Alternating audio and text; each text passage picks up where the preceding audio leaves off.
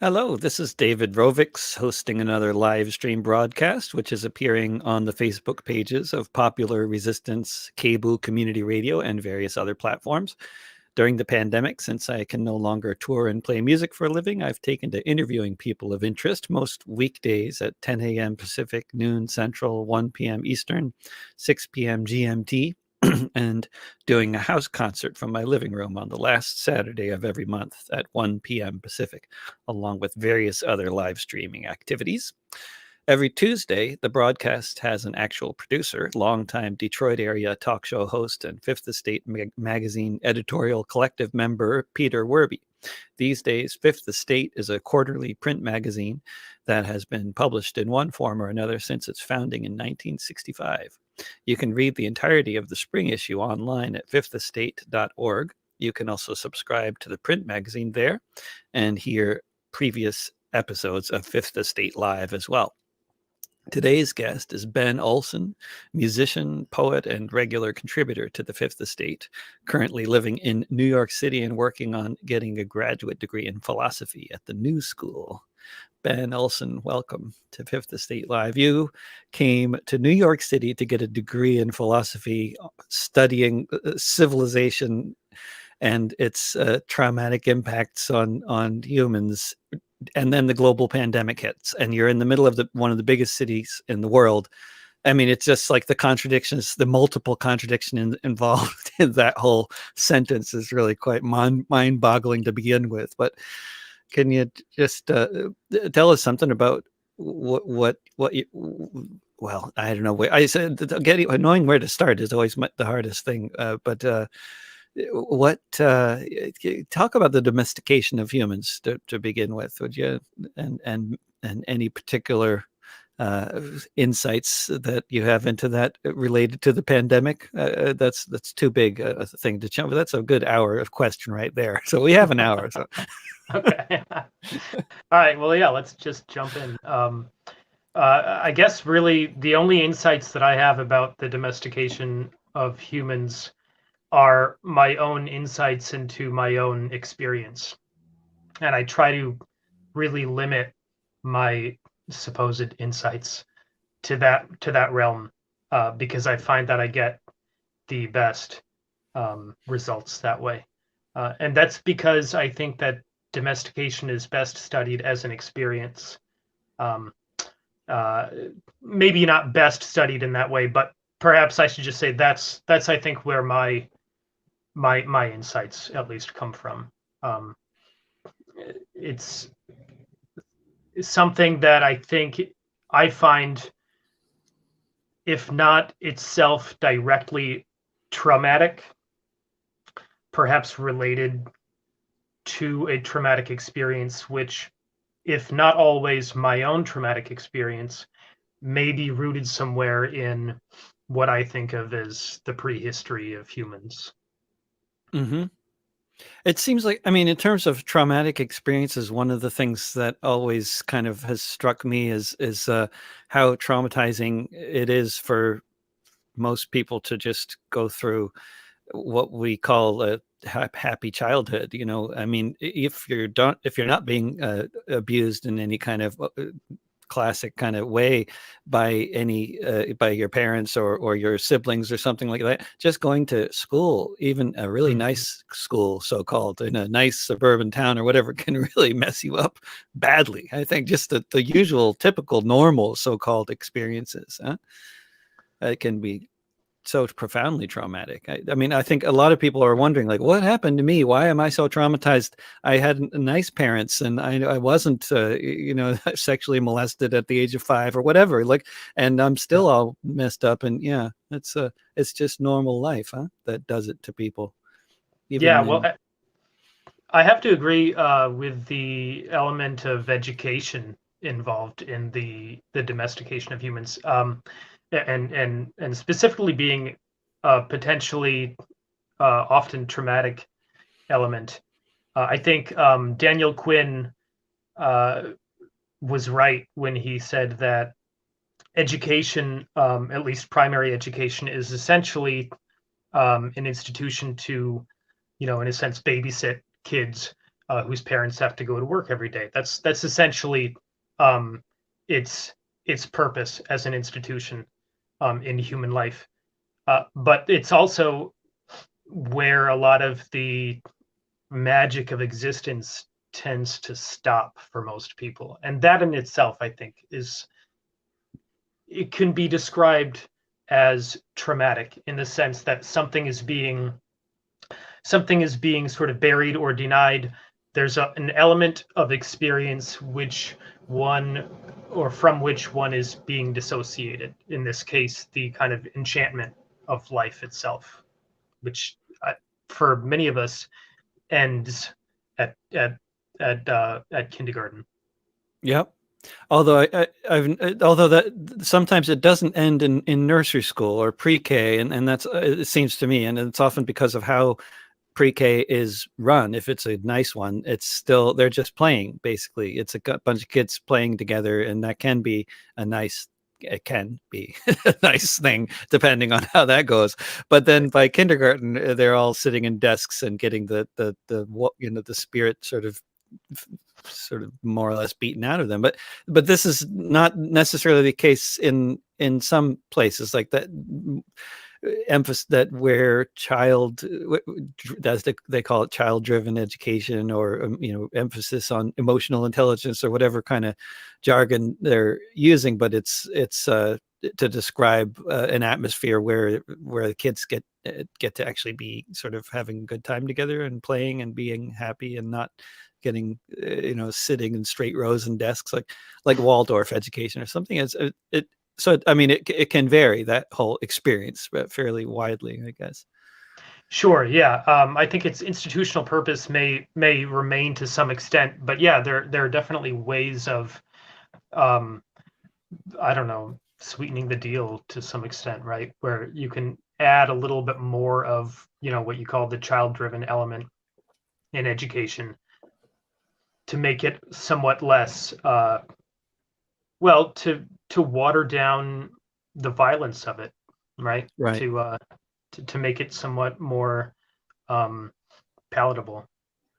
Which is not to, I mean, be so kind of like militant minded about this, but well, that's my take on it. Yeah, I mean, like if you just for example, if you living in this society and you have to work a job that you probably in most cases would rather not be working, because you have to do something like pay rent or mortgage that most people would rather not be paying, and then if you have a kid for one reason or another and you're going to have to put them somewhere while you're working, then you might end up putting them in a Waldorf school or something. But there's a whole series of not preferable choices, right? That Right. we are stuck with making generally. Yeah. Yes. Yeah. And speaking of being stuck with making a whole series of choices that are not preferable, I mean, just I'm like given what you're I don't know where you grew up, but it wasn't in a massive city like New York, or where do you grow up?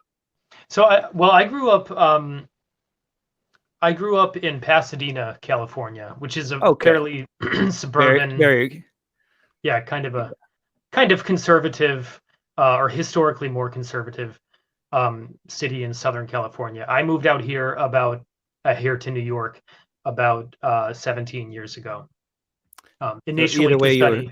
very familiar with the megalopolis anyway, either Yeah, way. Yeah. yeah. I wasn't. Yeah, I didn't move here from a farm or anything like that.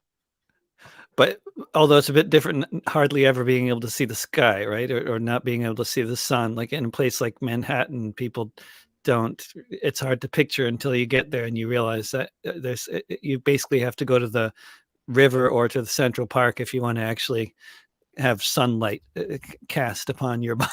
Your body, because otherwise you're just in the shadow of a skyscraper at all times, right? Yeah, It's well, here in Queens, the buildings are a little lower, so you do yeah. get some access to sky. But yeah, I mean that and light pollution as well. I mean, at night you really don't tend to see many stars at all. You're lucky if you see any. If we I mean, like we could talk about where people went wrong in the first place with civilization and the trauma but there, you're one of the things you've written about is how the basic act of sort of settling into agricultural societies and domesticating animals actually had also had the impact of us domesticating ourselves and sort of doing this, committing the same kinds of trauma to ourselves, to our own species that we were also committing to animals by domesticating them. Is that a fair sort of summary of one of your theses? Or Yeah, it is. And one of the things I find really fascinating about the history or prehistory of civilization is the question of how and why humans would have started doing it in the first place. There seems to be no question that it itself is a at least potentially traumatizing act. But there's another question of whether it's a traumatic act, namely an act that's rooted in a trauma.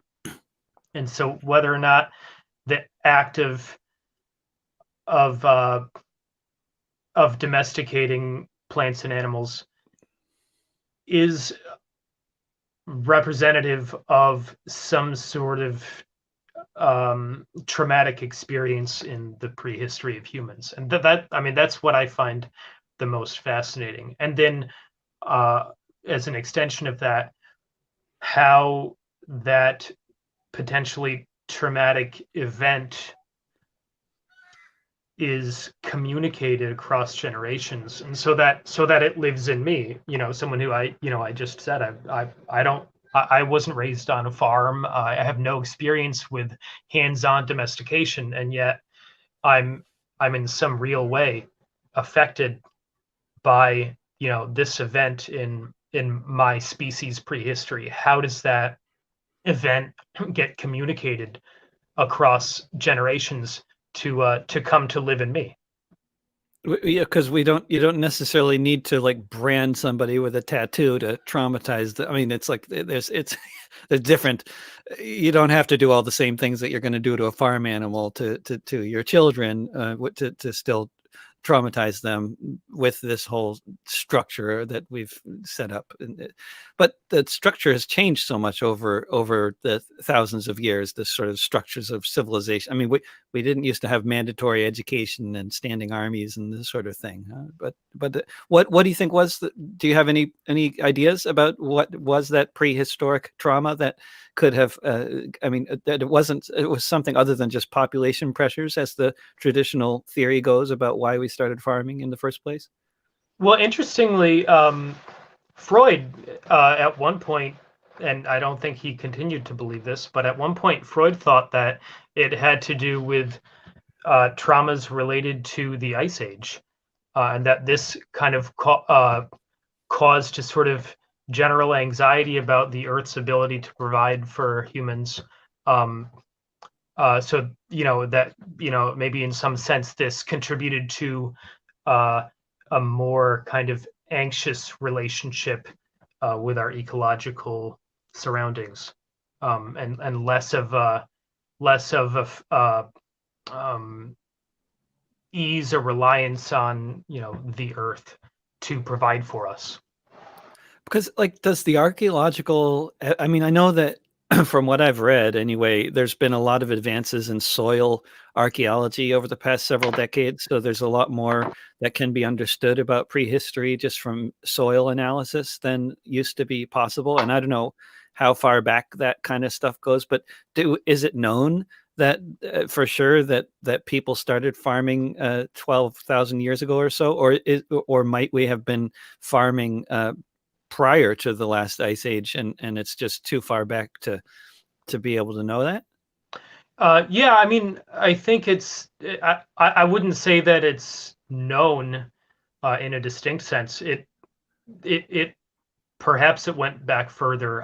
I think that's an intriguing question to think about. Sort of like first of all, how far back it goes. Also, when you can really say is the beginning of the Anthropocene era in general. How do you really trace back the actual origins? To what extent were people doing things kind of close to agriculture that weren't um, a full on or for the most part subsistence on agricultural activity, right? To what extent were people kind of flirting with that way of life prior to the so-called agricultural revolution? I mean, that's not entirely clear to me.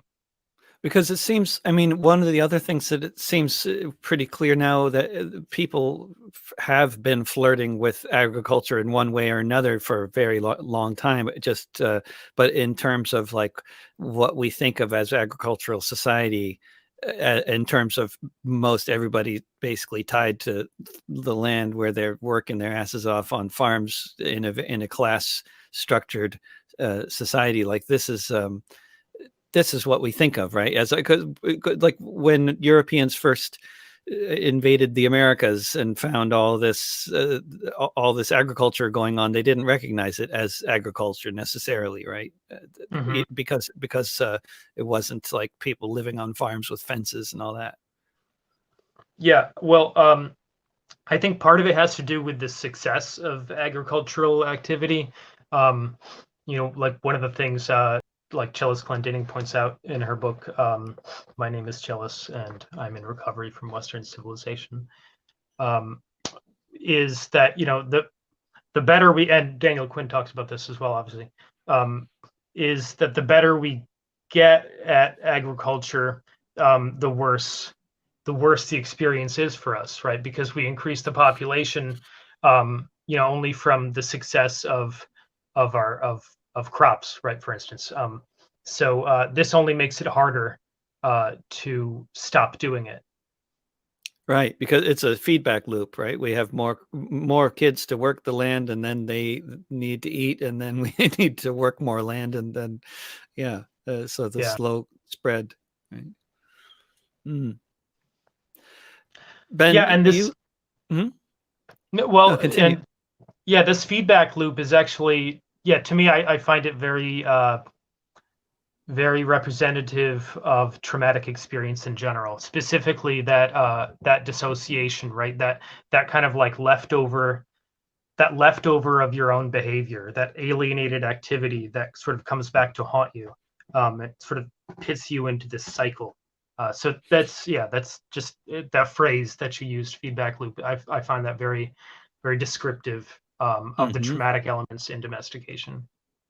You just end up repeating it just the way that we repeat our bad childhoods or whatever kind of childhoods if we're not if we don't make such an effort at reprogramming ourselves, we're just going to do the same thing to our children that we had done to us, no matter what we think we're going to do differently, right? It seems from my own personal experience as a parent, it's if I didn't already analyze everything that's going on these dynamics way before actually experiencing them with a child, I'm just going to do the same thing my parents did on autopilot and then regret it, a few hours later or whatever. This is, yeah. Well, and like you mentioned before, I mean, you don't have to have had like a traumatic childhood to kind of, uh, to inherit a the traumas of domestication, right? So to break that cycle, it can be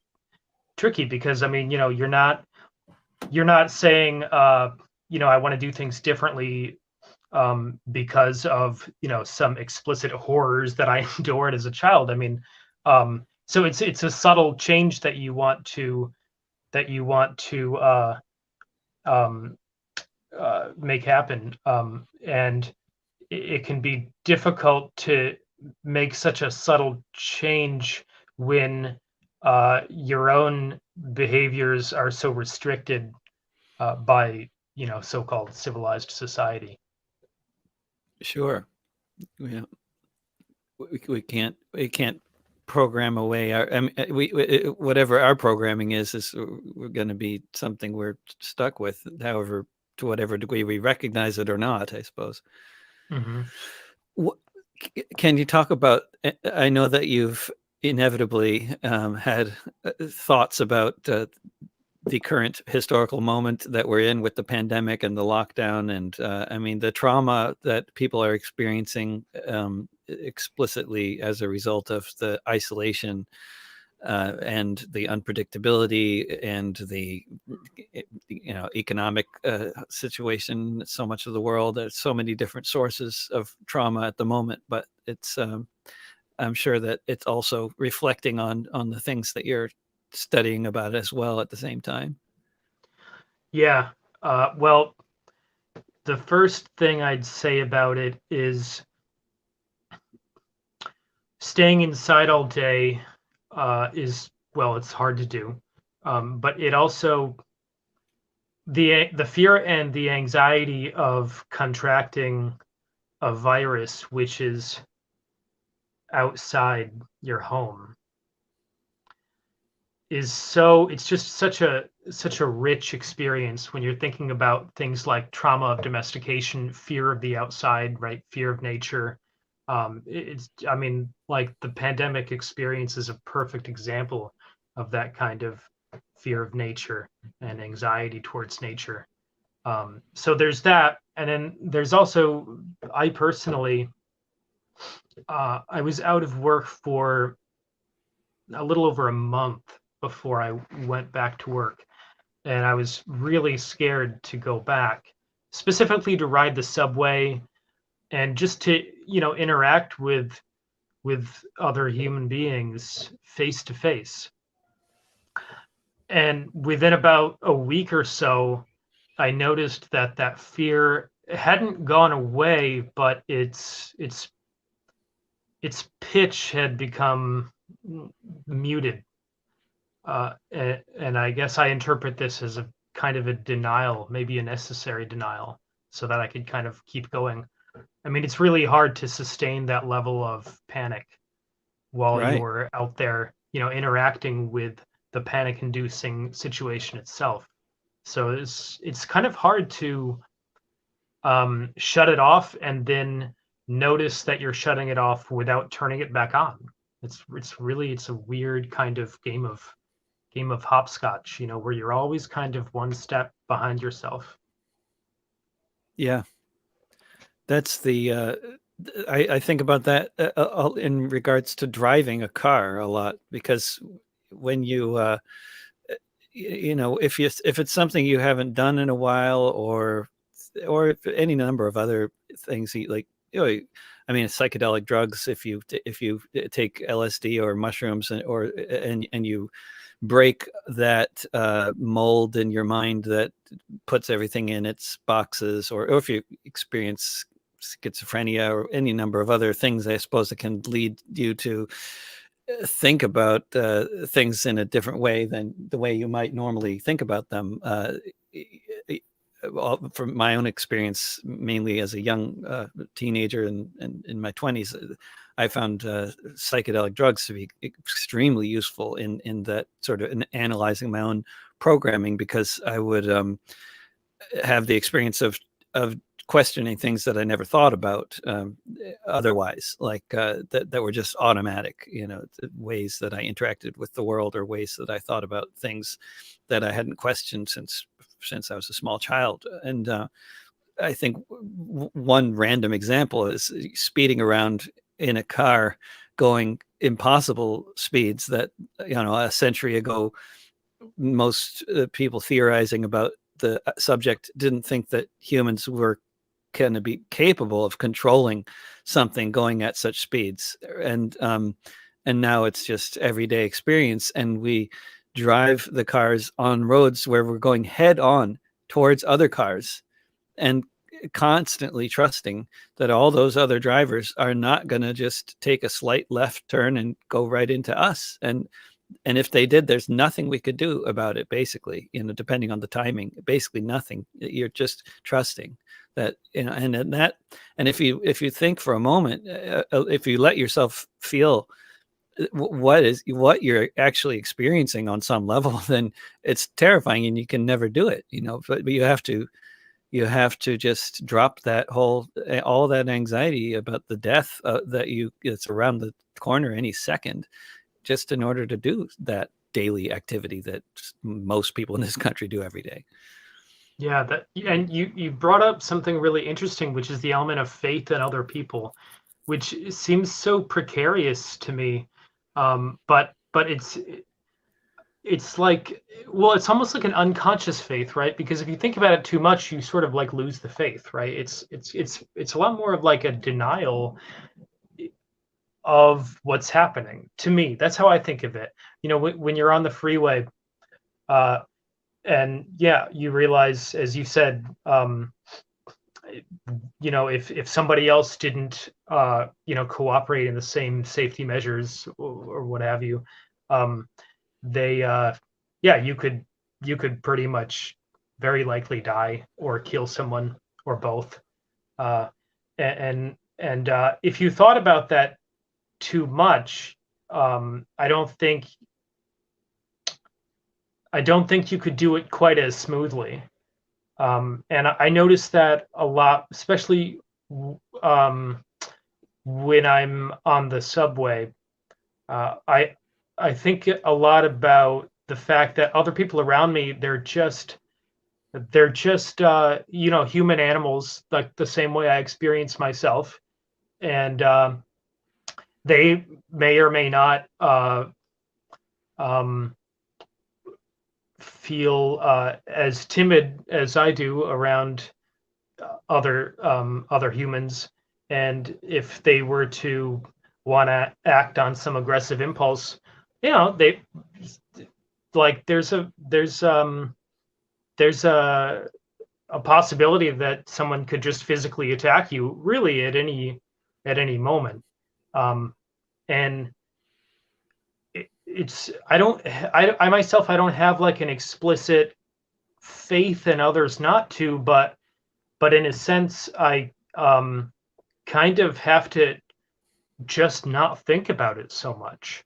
And that's what makes it so surprising when someone does act on those aggressive impulses, and just sort of, irrationally attack a complete stranger, uh, or, God forbid, like, act on those sudden cravings to just veer to the left for no reason, and cause some horrific collision on the highway. It makes it all the more startling, and um, just kind of shattering of your daily conceptions of what life is like in human society when something like that does happen, because you sort of remember, that we're all it. I mean, in a very real sense, and this sounds, like a fun phrase. It's really not. In a very real sense, we're all wild animals, walking around, and uh, those of us who don't act on those aggressive impulses, I mean, the reason that we're not acting on them can have to do with uh, um, uh, not wanting to hurt others, or it could have to do with being afraid of the consequences of hurting others. And people are weighing those different motivations in their mind all the time, and people do snap. And when they do, or when we do, it reminds us what a precarious situation we are all in socially around each other. I guess there must be people out there who never think about acting on violent impulses and just assume that nobody else is thinking about it too, or just figuring that they go that these are the rules and we all I mean, what strikes me is that about people so often is that there's a basic, it's not talked about much, but we all, to such a large degree, are playing by certain sets of rules, whether written or unwritten. And if we stop playing by those rules, there's no degree of authority in any society that could necessarily make everybody behave themselves. When we have these rules, like you drive on the right side of the road or the left side of the road, and that things are going to go really badly for a lot of people, including yourself, if you violate that basic rule, right? So then, I mean, I guess there's a lot of other things like that, like you don't attack people in the subway even if you're having a bad day, because it's just, you just don't do that. But then again, there are, of course, all sorts of potential consequences, not just from authority figures, but from just other people in the subway who might not take kindly to you attacking some other person on the subway, right? So there's, again, the society kind of thing where people know that this is just not done, and if you do veer off of those norms, then things will go badly, like whether you're peeing in the subway or attacking somebody or driving on the wrong side of the road, or any number of inappropriate behaviors that might or might not be violent but are just not done. Just Mm-hmm. I don't know. So the amount of cooperation that goes on is what often strikes me about these these cutthroat capitalist societies where we're being told we need to be greedy and compete with each other all the time, but actually so much of anything going smoothly depends on us cooperating with each other most of the time. Yeah, it's not a hard thing to do, in my opinion, to cooperate. But then again, I'm a very timid person, and I've definitely had moments in my life where I really wanted to act on those destructive impulses, and not having acted on them in the moment, I can say for sure those destructive impulses have played out in my life on a less conscious level. But it's definitely there, and I certainly don't think that cooperative tendencies are just the result of trauma. Um, I mean, I think it's obviously in some very real senses pleasant often to cooperate, right? Because I mean, true cooperation means that you would get what you want, right? And also there's a feeling of empathy involved in cooperating with others, and that gives a sense of intimacy with people around you, which is definitely not only pleasant but necessary, I think, to just to daily human existence. So I don't want to overstate this kind of like death drive aggressiveness that's Sure. being denied, but I mean I do think it's there, and when Oh, we it's there. yeah Every day there's a massacre, right? We're having like an average of one massacre per day. So I mean, just to take that random example of how that particular death drive manifests in this society, especially, is, yeah, it's one of the more overt expressions. yeah yeah yeah, and even the calm in a capitalist society is, it's rooted in things that aren't calm and aren't cooperative. I mean, it's rooted in just very real violence. It's just that violence isn't in front of us. That violence isn't, necessarily here. But we definitely, I think, are in some way aware of the violence that our calm is rooted in, and I think Right. that's also kind of disturbing to the psyche, right? Like just that kind of that awareness that um you know that the calm of your society depends on violence elsewhere. It's really disturbing, and especially if you don't think that you could very easily escape a society that is rooted in violence elsewhere, or even if you could sort of get out of it and find yourself capable of living without it, um, that there would be somewhere else to go, right? That would be, free uh, free of uh, of potentially being, taken by, whatever the those forces of violence which create these supposedly calm societies. So it's really hard to kind of live with that, right? And It's it's like it kind of comes down to, how do you operate a motor vehicle going, so many miles per hour, knowing, you could kill somebody or yourself at any moment, and even outside of your own decision making process, the car could backfire or something. You don't really know what's going on mechanically with the automobile. Um, you have to kind of block this kind of stuff out just to like function, and blocking it out, it's definitely not the same thing as getting rid of it. I mean, it's Right. always there, and it's like, in many ways so much worse when you block Yeah. it out, right? Because it goes somewhere. I mean, and every day that you're living in some rent burdened city like New York or Portland, and you're working two jobs in order to just pay your exorbitant rent every month, there's so much violence involved with that entire equation. How much sleep deprivation, how much you have to ignore your children, how much you have to do things you'd rather not be doing, involving TV sets and your children, and whatever, just all the different things that people go through just to be able to get through their lives in situations like that. And it's and yet if you talk about killing the landlord, or you think about killing the landlord, or you put up signs on the telephone poles about how much you want to kill the landlord, then you're either crazy, or you're a sociopath, or you're acting out on violent impulses, or you're a very angry person, or only among certain subset of society are such activities considered to be acceptable. Yeah, and I'm glad you brought that up, because It's that's on the my kind mind a of lot. yeah. Well, yeah, I think it's on a lot of people's minds nowadays. Uh, it's the sort of thought that I've noticed is more easily expressed artistically. And if you talk about that kind of stuff, in a more kind of like raw, you know, intellectual way, it's very off-putting to people, and it's disturbing to them. And like you said, it's like, who is this guy? Some sort of angry, sociopath or psychopath.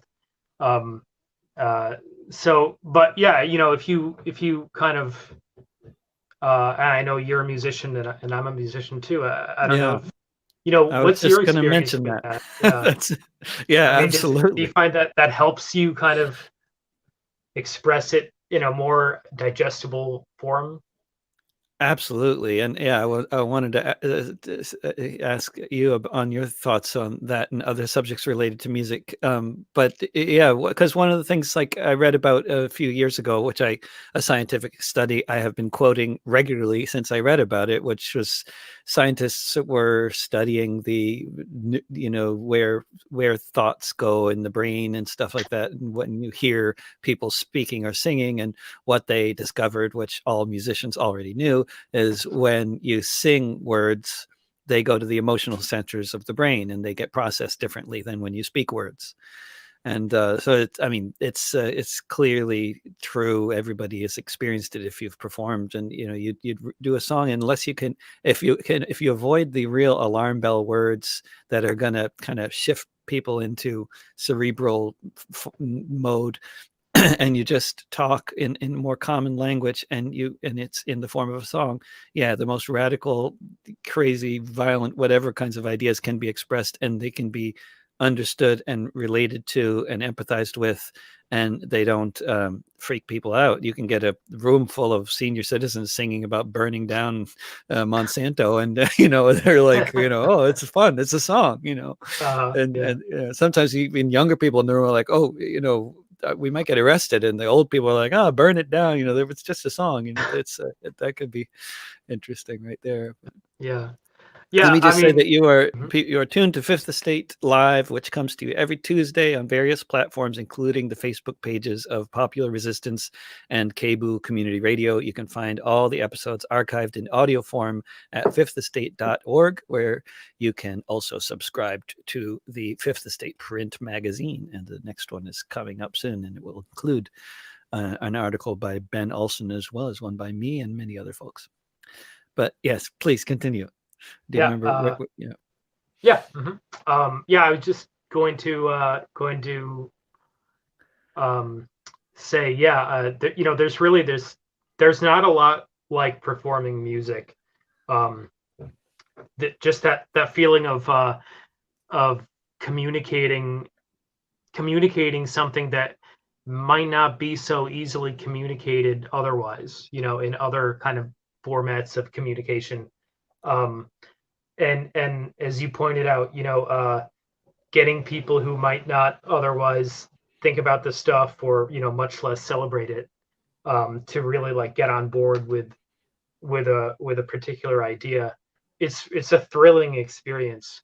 I've definitely had uh, periods in my life where I was able to kind of get people to sort of shout along with certain phrases that might might be a little inappropriate, or you know have to do with something that um, you know they might not really endorse otherwise. And I've Yeah. definitely had moments where I sort of felt a little manipulative in that technique, right? Like where I'm going to trick you into thinking something that you didn't think before, or even to singing along with something that I don't think you probably agree with otherwise, but it's in a Right. song, so you know. So I mean, there's something fun about that, but I mean, I've been kind of going through this conflict in myself where I can't decide if I still want to,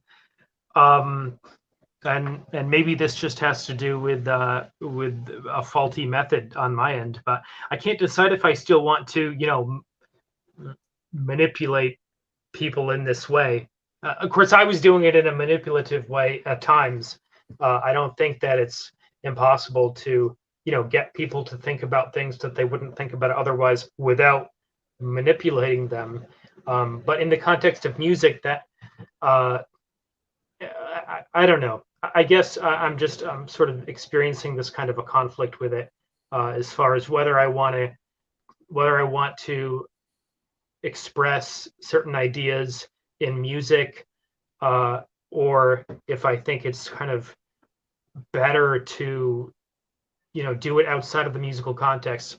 I myself have often used music as a way of softening the edges and making it a little easier for myself, even, right, to like Yeah. communicate it, right? Because like I don't have to cite sources in a song, I can just, Right. I don't have, there's no footnotes on an album. I mean, um, so it's just there's for me there's been an element of like kind of laziness, or thinking that I'm sort of being a little bit of a trickster about things, which is fun, if you can stomach that, that kind of an activity. uh, but then there, I don't know, there kind of comes a point where you want to express these things outside of an artistic context, just because Hmm. it feels a little bit more honest, I guess. So And I've that's sort where of, you're at right um, now, right? I mean, you pretty much yeah, you stopped writing songs 2 years ago, and that coincided with going to graduate school, and that was not a coincidence. pretty much, yes, yeah. I wouldn't say I mean, I would say yes, I stopped writing songs, but it's really hard to stay away from music once you kind of like know how to do it in any kind of um, uh, elementary way. Like to know how to play guitar and to not play it, it's really difficult to do. So I mean, I definitely still play music, but I don't write songs, and I certainly don't perform or anything like that. Hmm. I mean, I've always found that the thing about writing songs is that's particularly not more than just the fact that you're playing music and that the words rhyme and that has an effect on people. What has an effect on people, and of course, if it's good music, I think, however that's defined, I think, or people like it, that has more of an effect as well. But what I what I find people are able to be more receptive about is stories rather than telling people what I think or what I feel or what they should think or feel, which is kind of a not unique to songs, but it's that kind of storytelling. I mean, it's also potentially manipulative because you're telling a certain story, not another story, and of course the story you're telling is maybe going to lead people to have certain ideas and thoughts that you want them to have. So it's of course Although I do find I have written songs. I wrote one song that seems to be popular among fascists on YouTube, actually, and I Oh, think is that true? they don't. Yeah, they don't seem to get the irony of the song, which is disturbing. But I guess it's always when you write a song Right. with irony, you always are running that risk that somebody's just going to take it literally and think you are. I don't know. Yeah. It's interesting. Yeah. Yeah. Well, yeah. You hit on two things here that are pretty interesting. First of all, the tell so expressing ideas through music, but specifically through music that takes the form of or that makes use of a storytelling method. That's interesting because now you're sort of, if you think of it as the idea comes first, and which I don't know if you do, and maybe this is arguable in music writing in general, but if you think of it as, there's the idea and then there's the expression of the idea in music, you're now couching it in another artistic um, level, the storytelling. So now you've got, multiple dimensions of uh, of communication going on, which is interesting. Um, Also, that element of potentially being misunderstood in a song drives me crazy, and Oh, that really? alone, that's enough. That's enough for me to just want to throw my hands up and say I'm not doing this anymore. Especially like having people really like kind of find what they think is a uh, um, common thread, in a song, and you didn't put that thread there. It's like, like in your case, being celebrated by fascists. It's sort of Hmm. like, well, I mean, I don't know. I'm curious. What do you do in that case? Do you just sort of like, well, I guess if they're misunderstanding it, like whatever, I'm not. Do you correct them? Like, I don't know. How do you respond to that? I I mean, at first, I was just every time a fascist popped up on YouTube, I would just block them because I don't really see the point in having, spending the time on having discussions with people in that forum. Although I have to say, I have, when I have engaged in discussions and I haven't flipped out at people, I have actually successfully won people over to my side. Communication works, and but it's very time consuming, and it's much more time consuming than putting up a song and then seeing what happens. That's much easier than the individual communicating with people who disagree with you.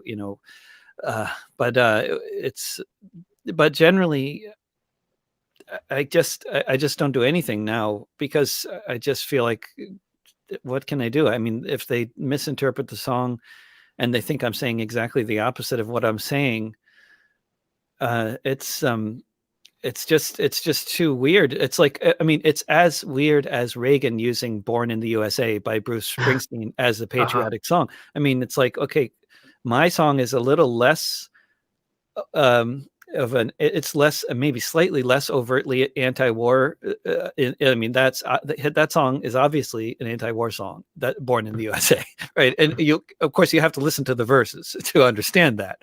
But and which obviously a lot of politicians were not doing at the time when they were using that song as their campaign song, which was totally bizarre.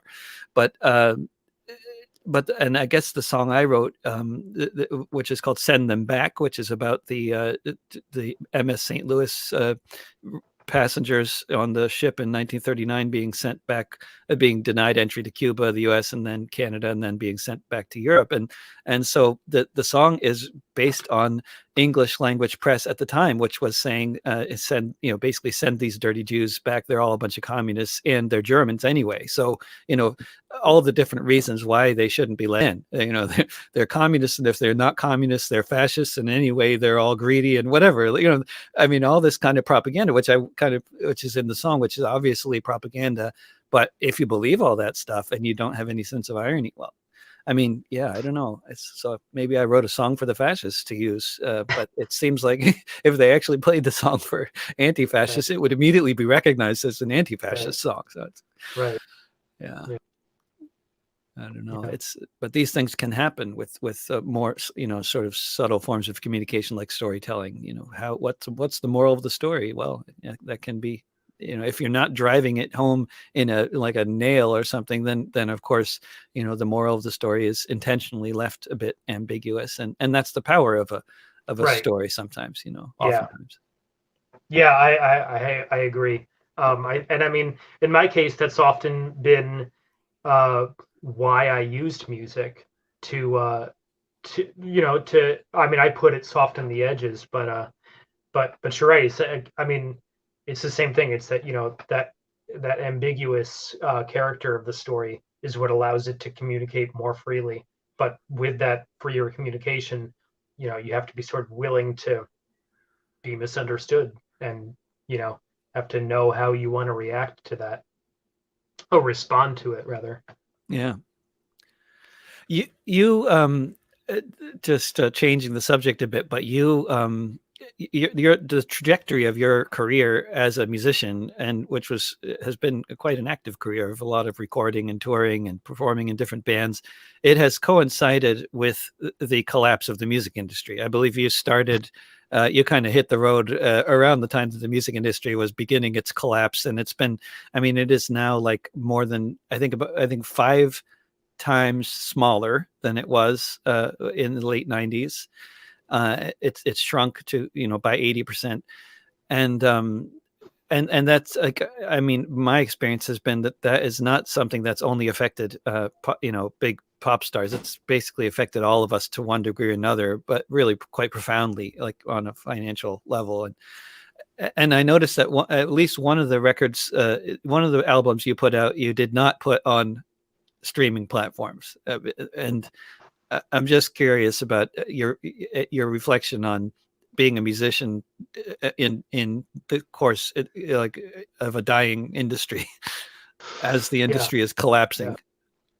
Well, yeah, it's interesting because uh, when I started seriously making music in a really active way, as an adult at least, uh, I was doing music with a musician who lived in England, who lives in England, and we would write songs and record them over email.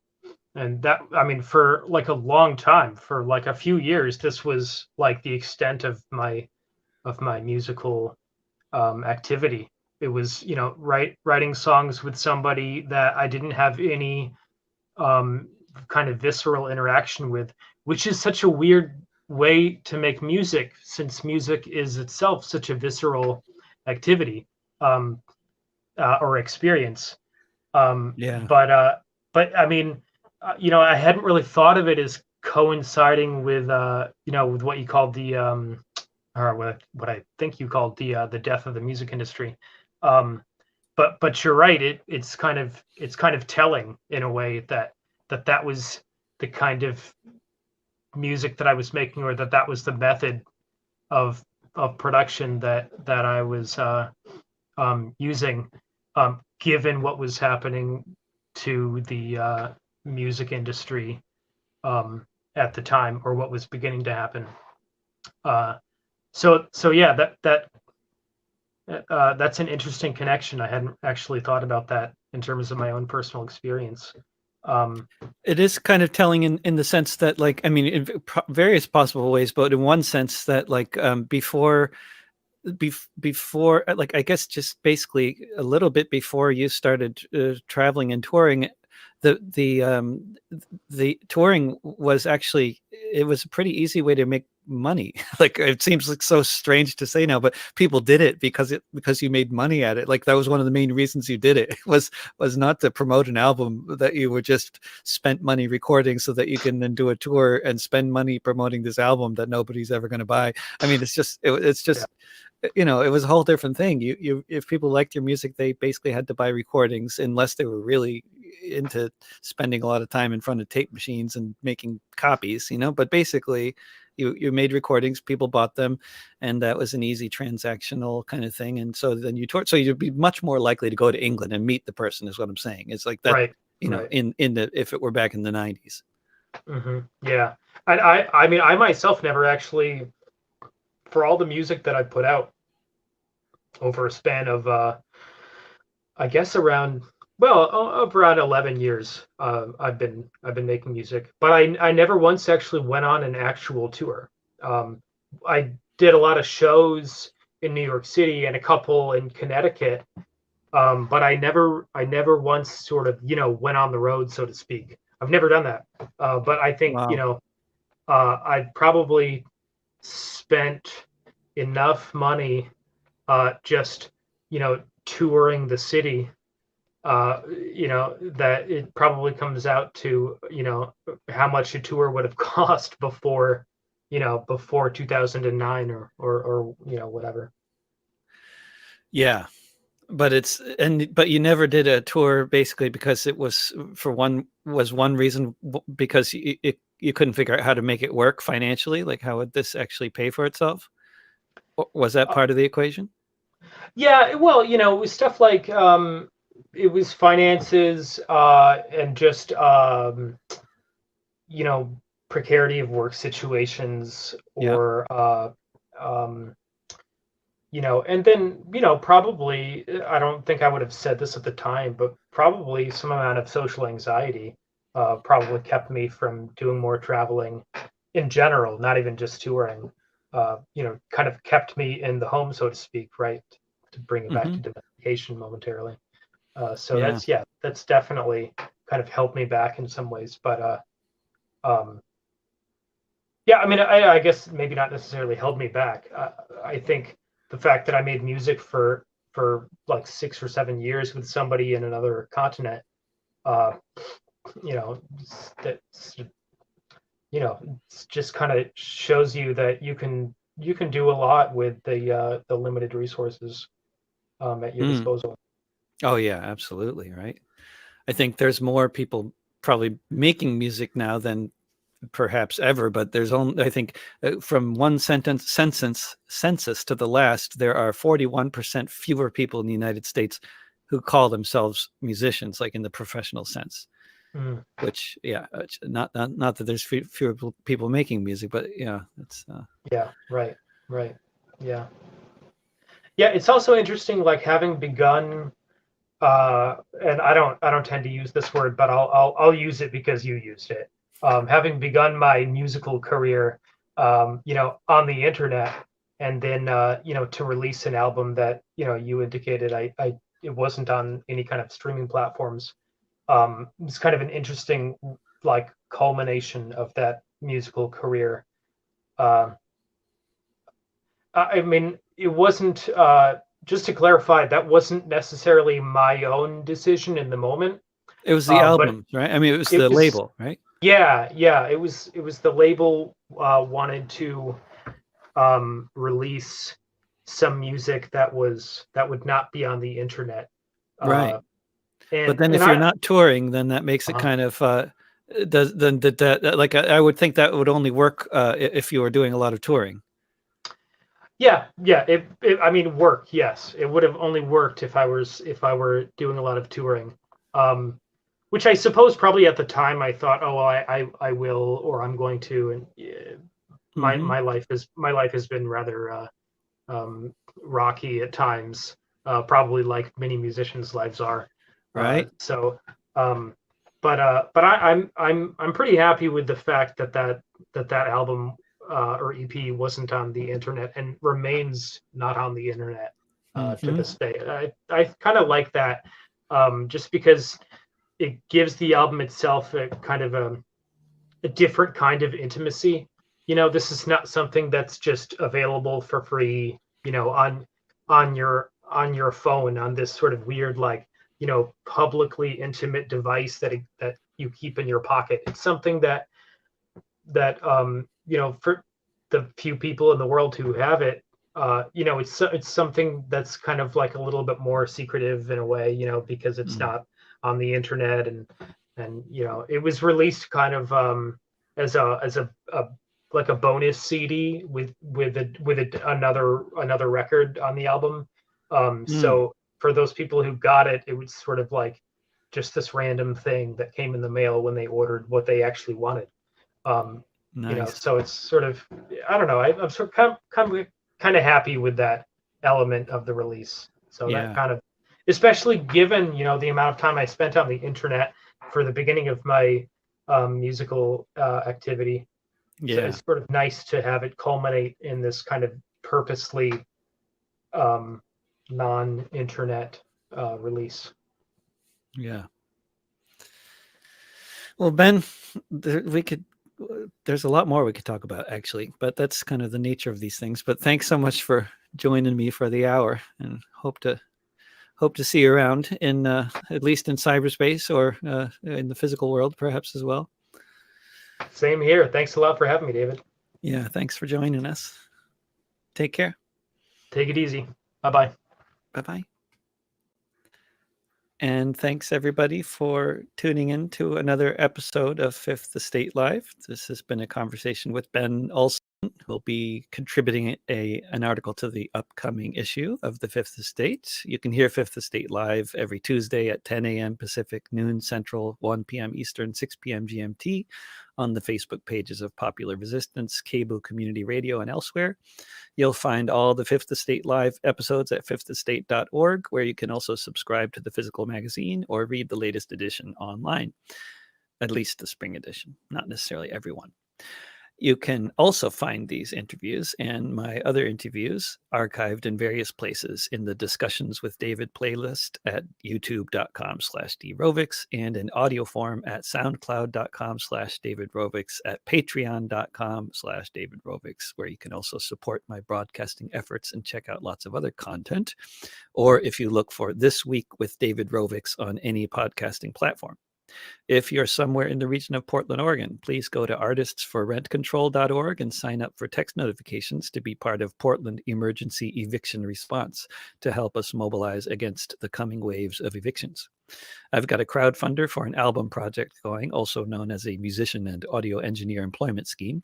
You can check that out at davidrovix.com/pandemic sessions. Remember, don't pay the rent and don't be afraid of your neighbors.